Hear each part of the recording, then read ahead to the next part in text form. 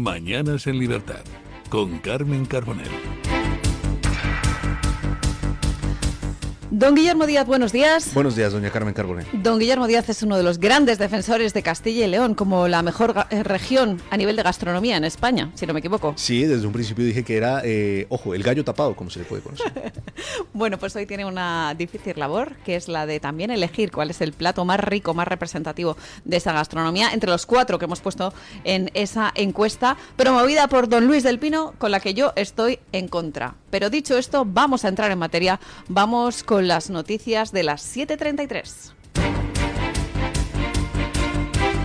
Hola, muy buenos días y cordial saludo para todos. Continuamos con la información a esta hora de la mañana, contándoles que Hacienda espera una autorización para investigar a David Sánchez, hermano del presidente, por fraude fiscal tras simular su residencia en Portugal. Manos Limpias denunció el 22 de septiembre que el músico vivía en la Moncloa mientras figuraba como residente portugués.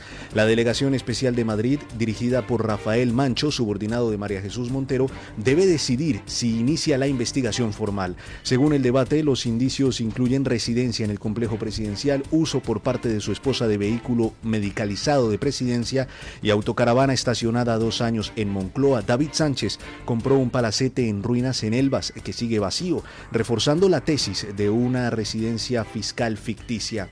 Ya está procesado en Badajoz por prevaricación y tráfico de influencias y la audiencia provincial confirmó que será juzgado por corrupción. Montero ha evitado pronunciarse sobre si investigarán al hermano presidencial, manteniendo silencio ante las exigencias de Vox y del Partido Popular de transparencia.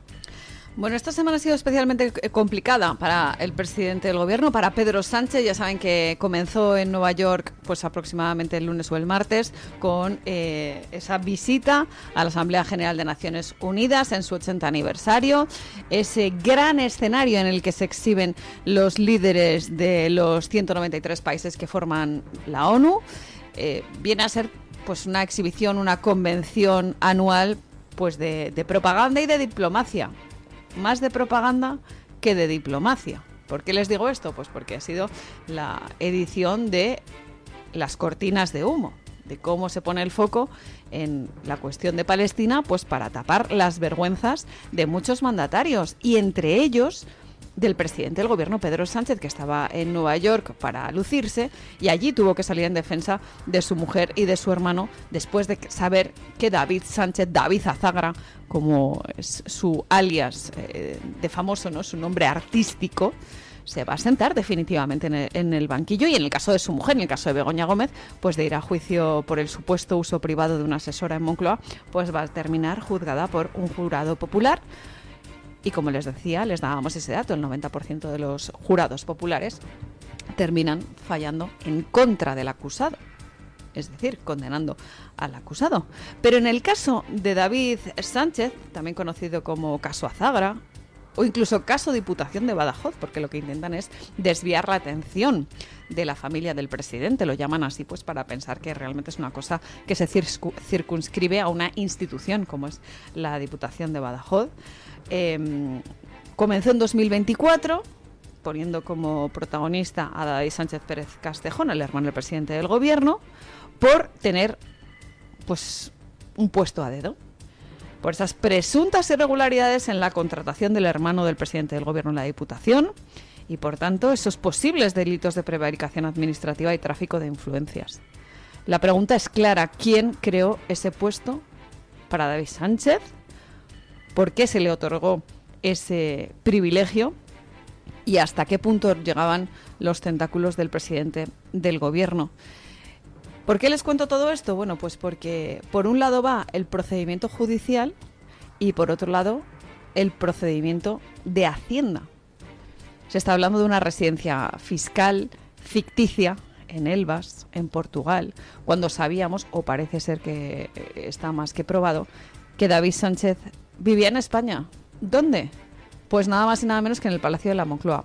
O al menos allí estaba una autocaravana de su propiedad, que además Pedro Sánchez ordenó a la policía y a la Guardia Civil, que están a su servicio, que la arrancaran cada cierto tiempo para mantener la batería, ¿no? Estas cosas que pasan, o lo desconectas o lo arrancas, pero el caso es que parece que David Sánchez no utilizaba esa autocaravana que estaba en Moncloa, y así queda reflejada, de hecho, en algunos imágenes de satélite que se han publicado.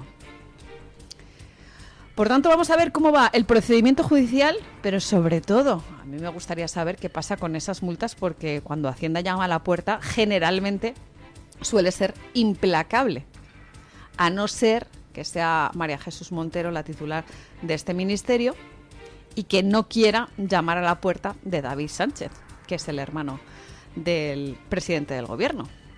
Ya ven ustedes qué diferente es el trato entre políticos, familiares, personas cercanas, y usted y yo, que luego llama a Hacienda a la puerta y no perdona.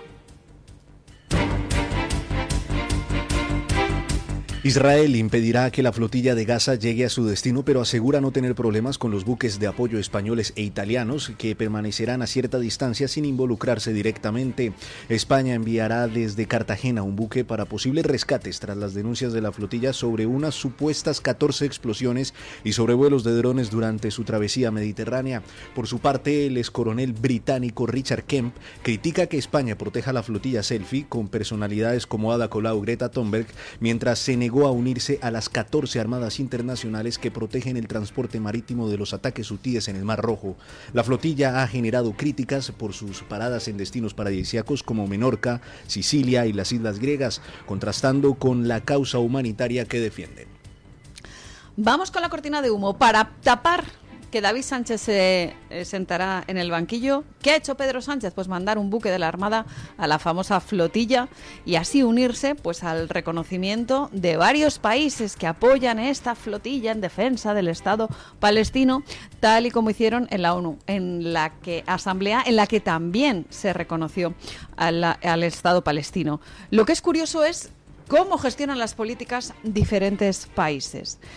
Vimos en la ONU el discurso del presidente estadounidense en el que pues habló de cómo la ONU supuestamente había nacido para mantener la paz y la seguridad internacionales y sin embargo era Donald Trump el que estaba terminando de zanjar cientos conflictos bélicos, cómo la ONU supuestamente estaba preparada para proteger y defender los derechos humanos y contribuir y distribuir ayuda humanitaria y sin embargo al final se terminan repartiendo el pastel una serie de políticos.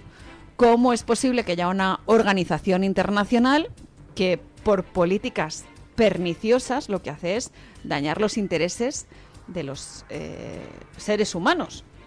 ¿Cómo? Pues con políticas lamentables, como esa paparrucha de la acción climática que lo que hace es erosionar la calidad de vida de todos los ciudadanos y minar cuestiones que generan riqueza, como por ejemplo la ganadería, la agricultura. En fin, es por eso por lo que quizás la Asamblea Nacional de Naciones Unidas se ha quedado en una herramienta de propaganda y cómo Naciones Unidas en sí se enfrenta a una crisis financiera precisamente agravada por recortes de países como Estados Unidos, que es un donante histórico de esta entidad supranacional y que se ha dado cuenta cómo realmente es una paparrucha y sobre todo una organización que sirve a propaganda interesada de sectores progres.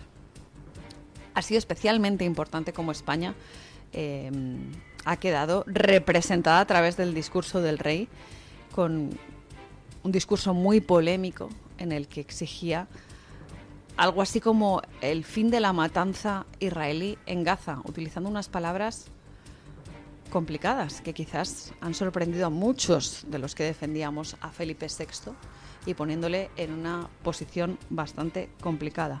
Pero bueno, en el caso de la flotilla, lo último de este trepidante serial, de esta aventura, es que va a seguir adelante rumbo a las costas de Gaza y que va a ser protegida por este buque.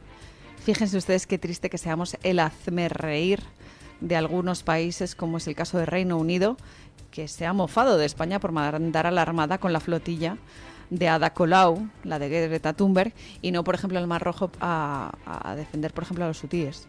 Por ejemplo, porque no se involucra el ejército español en defender a los cristianos de Nigeria, por ejemplo, que mueren una media de 32 cristianos a manos de grupos islamistas radicales allí en Nigeria, a manos de terroristas de Boko Haram, por ejemplo.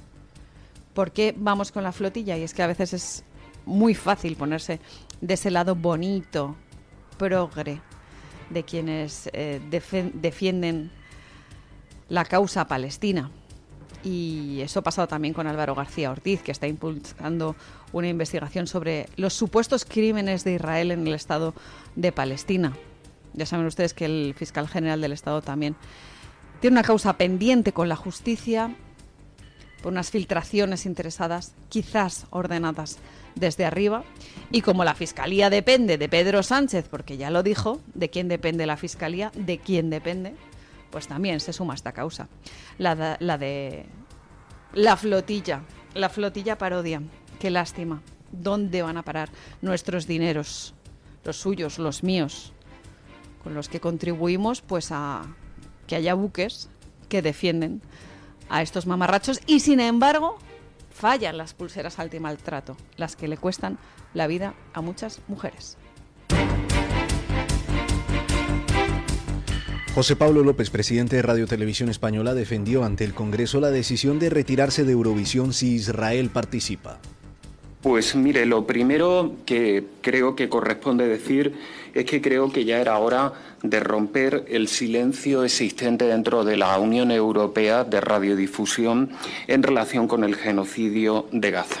Sinceramente creo que el daño que la actual dirección de UER está provocando al festival es inmenso y que solamente lo podremos valorar una vez que haya terminado el conflicto y el genocidio en Gaza. El presidente de Radio Televisión Española destacó que España preside el grupo de referencia de Eurovisión y forma parte del Big Five, dándole corresponsabilidad en las decisiones.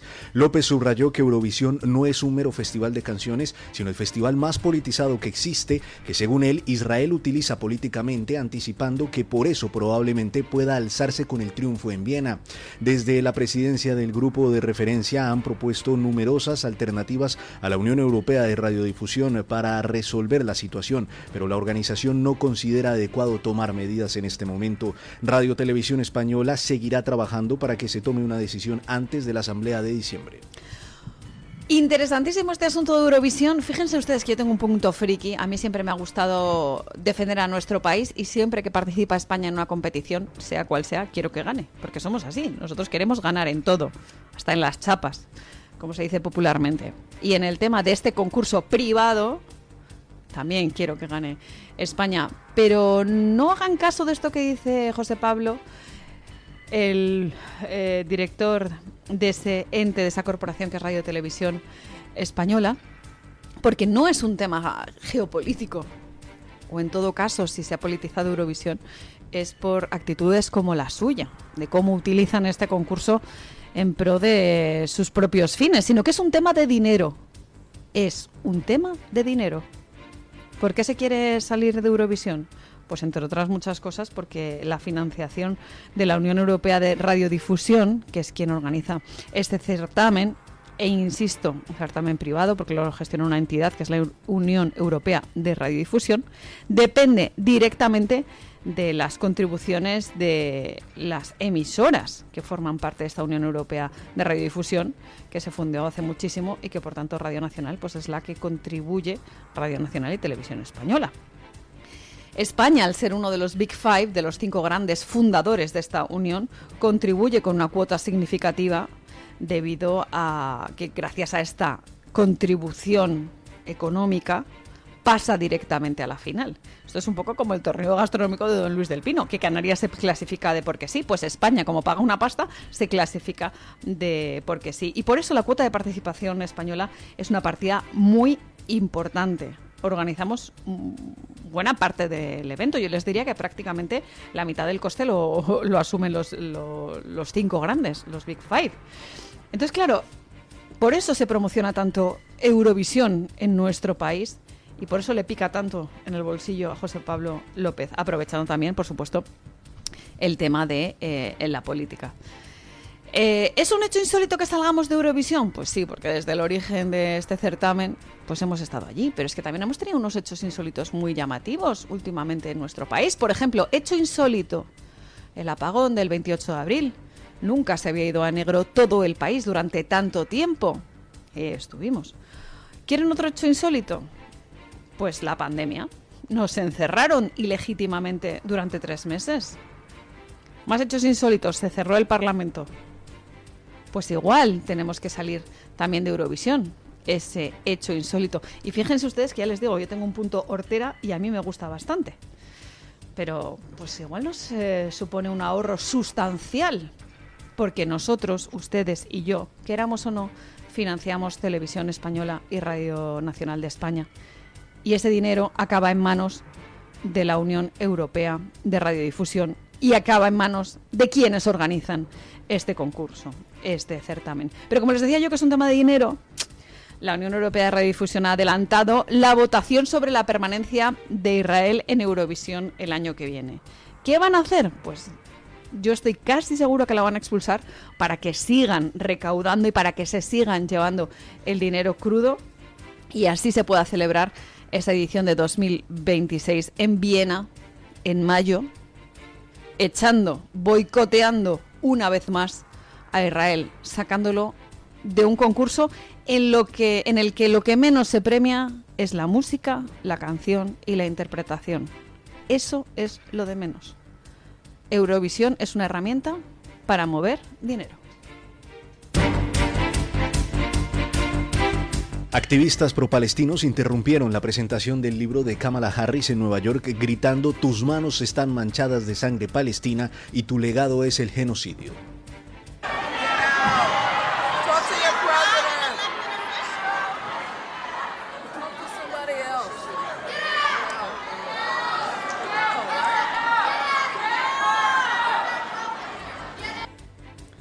La ex vicepresidenta promocionaba su obra 107 Days sobre su breve campaña presidencial en el emblemático Town Hall de Manhattan cuando un hombre enmascarado la increpó durante su charla con Aaron Parnas. Harris intentó calmar los ánimos tras reconocer que lo que le está sucediendo al pueblo palestino es indignante y le rompe el corazón, criticando que, según ella, Trump diera a Netanyahu carta blanca para hacer lo que quiera.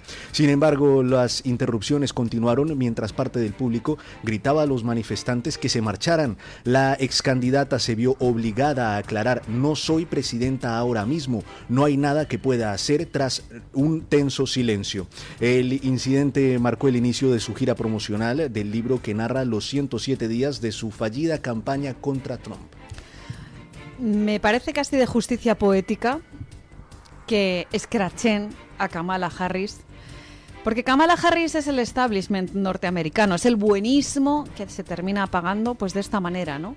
De cómo me van a asediar los míos. Pues ya lo ven, también lo ha vivido Kamala Harris, los demócratas, los progres norteamericanos, que siempre tienen una postura ambigua en según qué cuestiones. Recordemos que Israel es aliado histórico de Estados Unidos y, sin embargo, ahí estaba la postura tibia y ambigua de Kamala Harris, que ha tenido que ver cómo en la presentación de su libro, esa biografía sobre cómo fue su enfrentamiento con Donald Trump, le gritaban que sus manos también estaban manchadas de sangre, en alusión a esa corriente casi única que hay en medios de comunicación y en ámbitos políticos, ámbitos diplomáticos, esa propaganda que se impulsa directamente desde la ONU y que en muchos casos dicen que generan grietas al hablar del Estado palestino, al hablar de Gaza, cuando realmente lo que hacen es pues imponer la visión única de los pro-palestinos. Fíjense ustedes qué diferente es el discurso que vimos del presidente norteamericano, de cómo lanzó críticas directamente a organismos multilaterales como es la ONU, cómo cuestionó el funcionamiento de aliados occidentales a la hora de gestionar ya no solamente el tema de Gaza, sino, pues por ejemplo, de lo que pasa en Ucrania, de lo que pasa en esa guerra terrible, y cómo acusa al final de su discurso a Europa de estar utilizando políticas buenistas en el ámbito energético, como pasa con las energías renovables, o mirar hacia otro lado con el tema de las políticas migratorias para terminar devastando el continente y, lógicamente, a sus ciudadanos. En fin, ya ven, tirón de orejas en Estados Unidos a quienes gestionan de una manera bastante particular según qué conflictos. Y no queremos dejar de lado una información que nos ha sorprendido y que viene directamente desde Francia, teniendo en cuenta cómo es posible que termine un líder en la cárcel, nada más y nada menos por estar financiado con dinero libio. Un tribunal de París ha condenado al expresidente francés Nicolas Sarkozy a 5 años de prisión y otros tantos de inhabilitación por asociación de malhechores en el caso sobre la financiación libia de su campaña del año 2007. No obstante, ha quedado absuelto de los cargos de corrupción pasiva y encubrimiento de malversación de fondos públicos. La investigación sostiene que su campaña recibió en 2005 hasta 50 millones de euros del régimen de Muammar Gaddafi. La fiscalía había solicitado 7 años de cárcel, 5 de inhabilitación y 300.000 euros de multa al considerarlo el principal artífice de la trama, en la que también fueron juzgados los exministros Éric Woerth, Brice Hortefeux y Claude Gandt.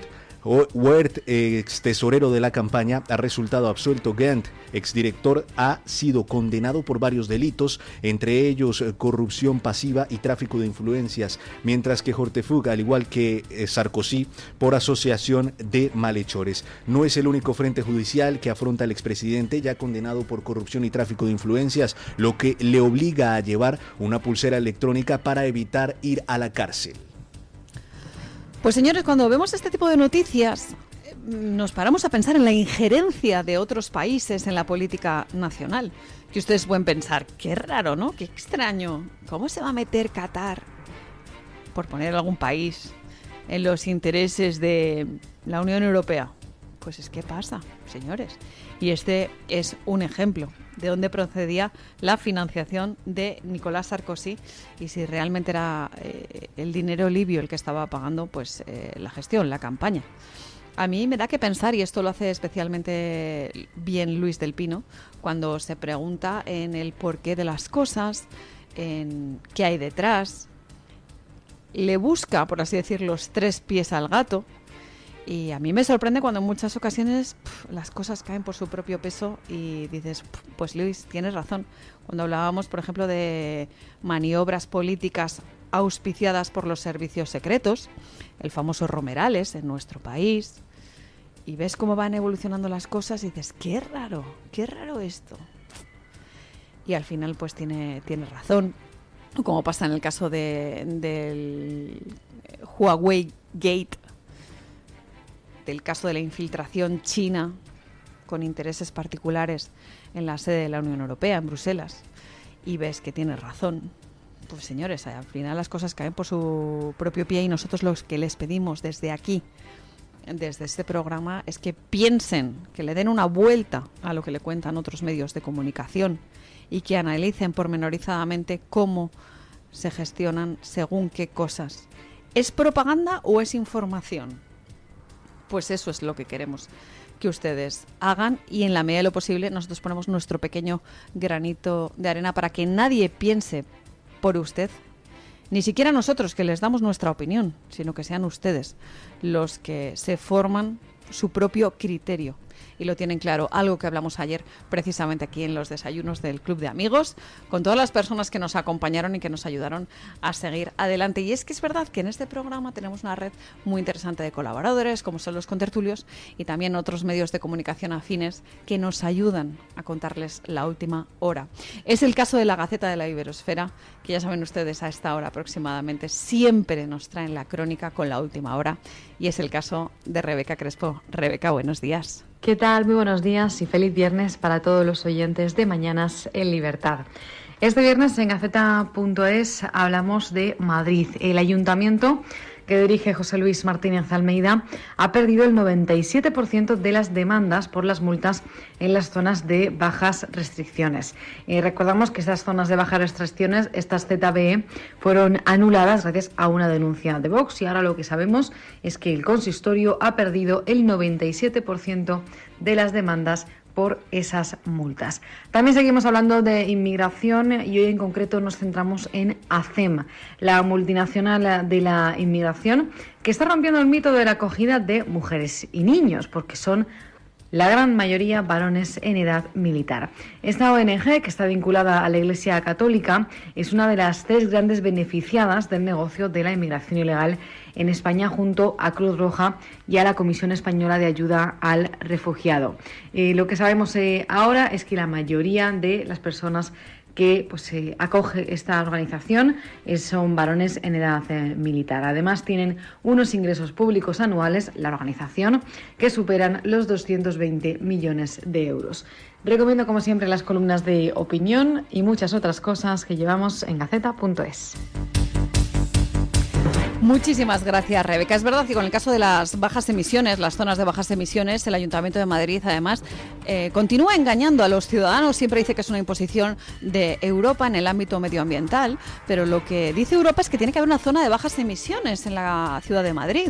Por ejemplo, pongamos como zona de bajas emisiones la Casa de Campo, que en cuanto a extensión cumple con creces con los requisitos de la Unión Europea. ¿Tenemos que hacer caso al buenismo climático de la Unión Europea? Pues aprovechemos esa circunstancia, como hacen otras muchas ciudades que hacen esas zonas de bajas emisiones y, como les digo, cumplen estrictamente con la normativa europea, pero en zonas que no perjudican al día a día de los ciudadanos. Así que, en fin, una mentira más que pone encima de la mesa el alcalde de Madrid, José Luis Martínez Almeida, que tiene todo para caerme bien, que si es del Atleti, tan campechano, acaba de ser papá, si es una persona muy maja, pero luego tiene este tipo de políticas progres que a mí me devastan, y sobre todo que a todos los ciudadanos madrileños les hace muy complicado circular por Madrid. En fin, nos acercamos peligrosamente a las 8, las 7 en las Islas Canarias. Sepan que este es el programa de don Luis del Pino, pero que hoy no está porque va rumbo a Lérida, donde a las 7 de la tarde presenta su libro Yo el difamado en el Hotel Sansi Park. Así que todos los oyentes de Lérida y de los alrededores están invitados para que don Luis del Pino les firme ejemplares. Señores, 8 de la mañana, 7 de la mañana en las Islas Canarias. Seguimos aquí en Radio Libertad.